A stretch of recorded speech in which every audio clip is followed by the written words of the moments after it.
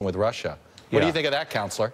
Well, Counselor, I think goalposts are moving, and the question is why. Chuck Todd, thank you. Thanks, brother. As always. Tonight, here's the latest. A new White House shakeup. More key witnesses in the Mueller probe are speaking out, as I mentioned. But also, breaking right now, Donald Trump's top economic advisor, Gary Cohn, out. And in the Russia probe, the storm now hitting after the calm.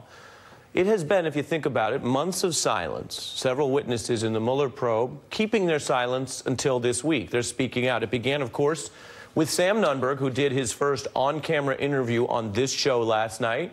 He first vowed to defy Mueller. More on all of that later. But this is much broader than Sam Nunberg, because after he spoke so much about his mentor, Roger Stone, the former Trump advisor, as I just mentioned, Roger then spoke out in this brand new, unusual interview with Chuck Todd. That's another unusual development in news about the Russia probe. And I'm going to have a legal breakdown of Roger and why he matters and why he makes Trump nervous later in the show. So that's two witnesses right there. But in a moment, it will be three. I'll be joined by Simona Mangiante, a witness who was interviewed by Mueller's team about George Papadopoulos. Simona, thank you for joining me tonight. I'm going to speak to you in a moment. Now, first, some context. You don't have to listen all that closely to these stories to see something is happening in the Mueller probe right now. He's bearing down on new leads. He is hitting new people with subpoenas. Witnesses are leaking. And while they usually do that anonymously, then you get Sam Nunberg telling his stories out in the open. He offered us a rare inside look at the probe, telling us who Mueller's eyeing, what documents he's seizing, even clues to the strategy for when and why Mueller does put a witness into that intimidating grand jury box. And whatever one thinks of Mr. Nunberg's public statements yesterday, it was clearly partly a thought of going into that box that scared him.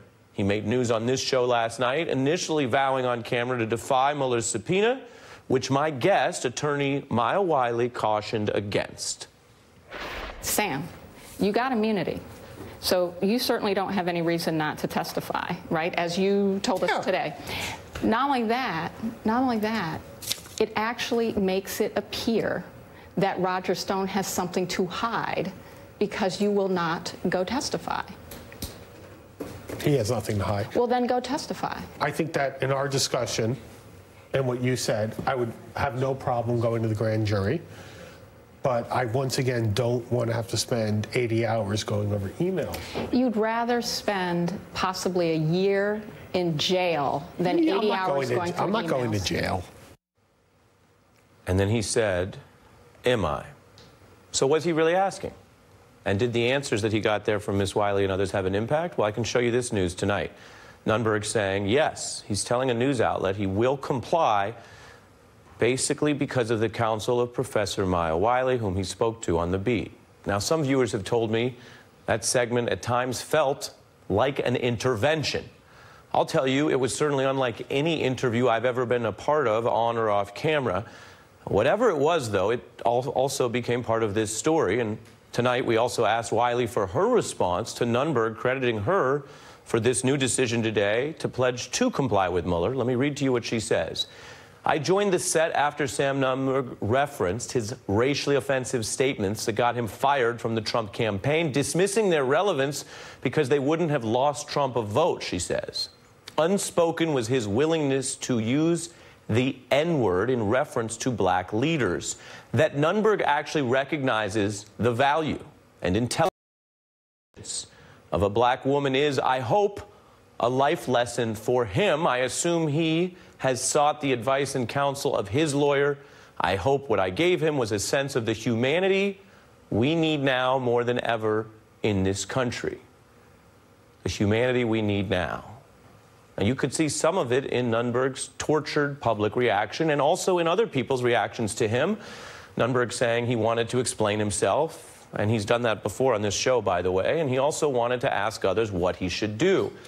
And for whatever reasons, he wanted to do that in public on TV. It became this mediated and at times reckless public negotiation with his own lawyer, his former colleagues, or even, as he thought, with Mueller's team itself.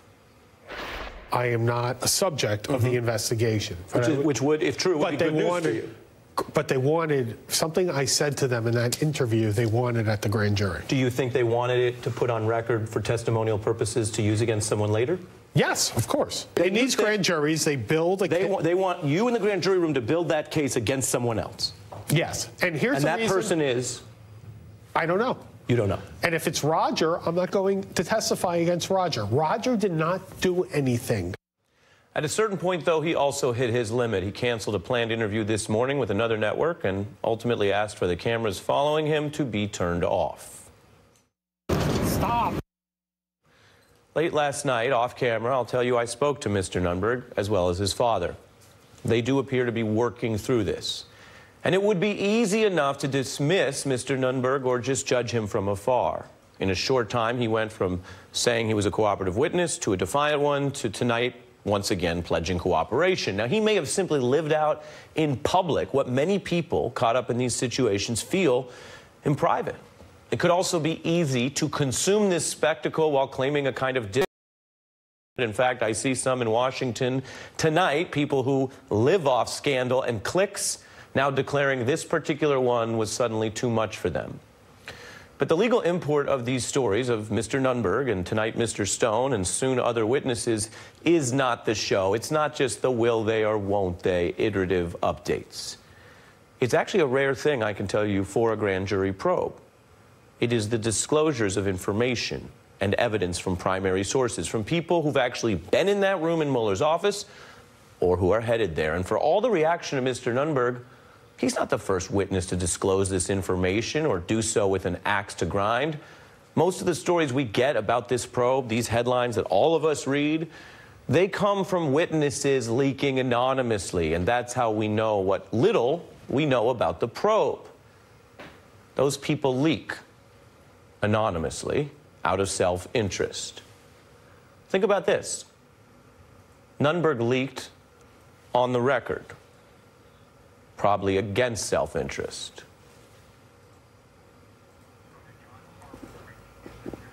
Roger Stone also took that risk today, and the same goes for many other people.